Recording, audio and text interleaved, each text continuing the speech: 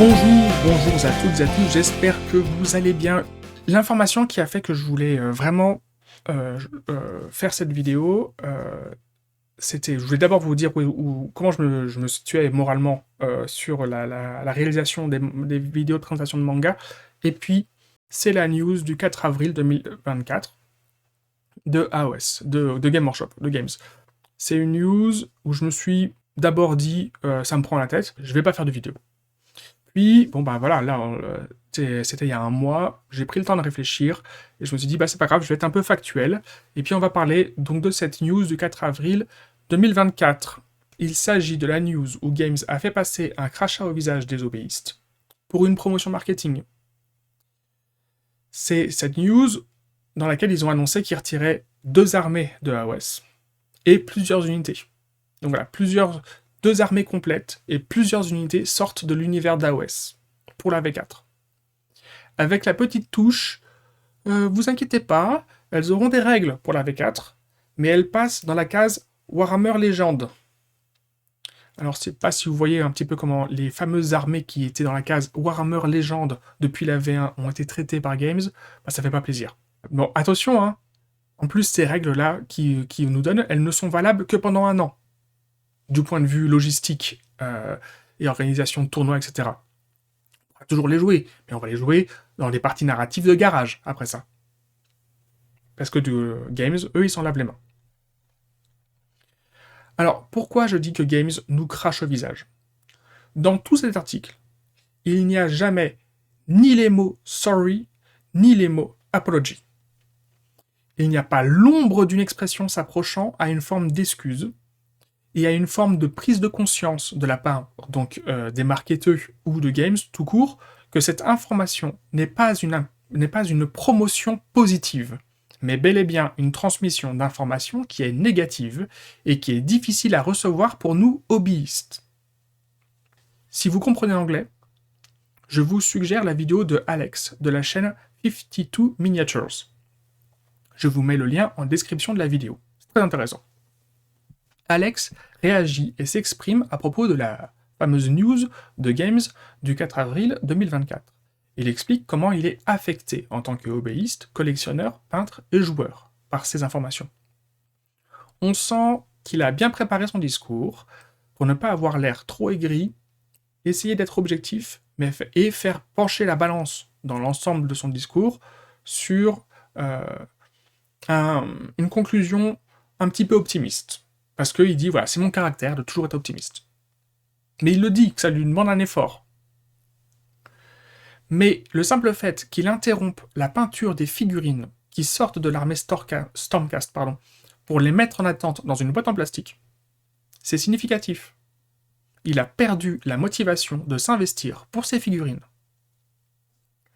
Alors, la réponse habituelle de Games, c'est, entre guillemets, votre armée n'est pas du temps perdu, parce que vous avez apprécié l'ensemble du hobby. Vous avez pris du plaisir en l'achetant, en la collectionnant, en la peignant, en la convertissant et en lui développant une histoire.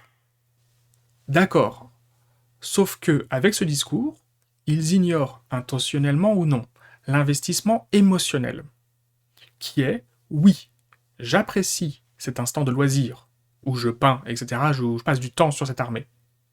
Où effectivement, c'est un instant de loisir, je suis en train de peindre. Alors pas pour tout le monde, il y a des gens pour qui peindre une armée, c'est de la contrainte, et qui n'ont pas les moyens de payer un peintre professionnel ou avoir un pote qui aime peindre.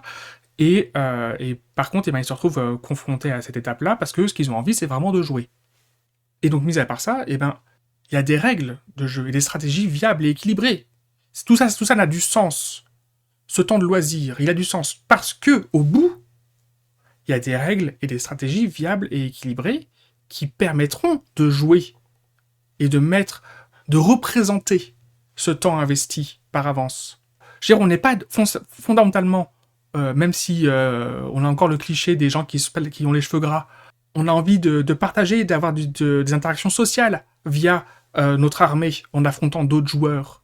Donc, si on a passé du temps à la convertir, à lui écrire une histoire, un lore, etc., c'est parce qu'on veut que par ce biais, la présenter à d'autres. Donc si vous nous retirez l'ensemble de règles, le dispositif qui permet cette interaction sociale, mais c'est pas anodin, c'est pas vrai, c'est pas une bonne nouvelle, c'est pas... D'où le crachat au visage. Tout ça a du sens si l'éditeur du jeu me montre qu'il prend soin des armées qu'il nous vende. Et c'est pour ça que vous m'avez autant entendu râler à propos des livres d'armée, des Zombet et aussi de Tsench dans une moindre mesure. Parce que pour moi, ces livres en V3 étaient le résultat direct que l'équipe de conception n'avait quasiment pas travaillé sur ces armées depuis la V2 concernant Tsench et depuis la V1 d'AOS concernant les Zombet. Ce n'est pas en changeant une règle importante de trait de bataille que on peut montrer qu'on a pris soin d'une armée, même si ça fait de cette armée quelque chose de très fort. Parce qu'elle a une nouvelle règle, ou qu'on a mis à jour une nouvelle règle, une règle dans ses traits de bataille, mais que par contre, tout le reste n'est qu'un copier-coller pathétique du bouquin précédent. Donc moi je suis désolé, je suis pas d'accord avec ceux qui disent que les Zombet, ils ont ressuscité lors de la V3. Je continue à dire que ce bouquin est une honte. Et que c'est l'un des pires bouquins qui s'est jamais fait. Lorsque Games crée une page d'annonce comme celle-ci, donc là cette fameuse news de avril, en ne prenant pas en considération que leurs clients, cette fameuse communauté dans Warhammer Community, qui n'est en fait que Warhammer Marketing, nous sommes des êtres humains engagés dans le hobby par des émotions. C'est Games qui entretient l'expression du hobby de passionné. C'est très important pour eux, le fait qu'on soit des passionnés. C'est très important parce qu'en fait, quand on est passionné, on réfléchit moins factuellement et du coup, on dépense notre fric. Donc pour moi, c'est vraiment un crachat au visage de la communauté, cette news. Et la façon dont elle est tournée, la façon dont elle est formulée. Parce que Games n'utilise que le biais du marketing sans âme. C'est que des expressions de « Yeah, on est trop content de vous faire ces super annonces. Nous, chez Games Workshop, on est vraiment très excités par tous ces changements à venir. » Donc c'est le genre de conneries qu'on a entendu depuis maintenant 20 ans que nous sortait Apple et tout ça.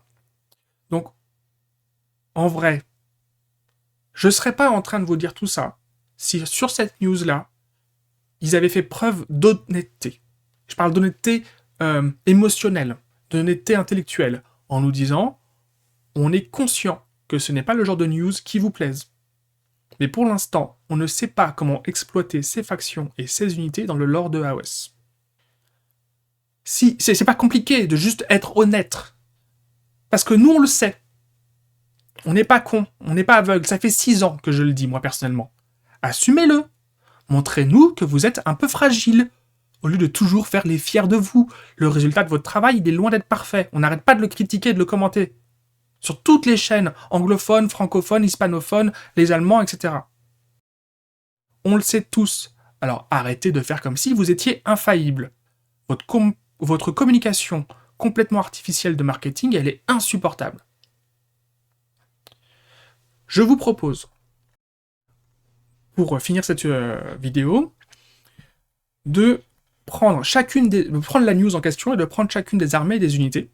Je vais vous dire pourquoi, selon moi, vous vous retrouvez, Games, à les retirer de la vente, et donc nous, hobbyistes, à le subir.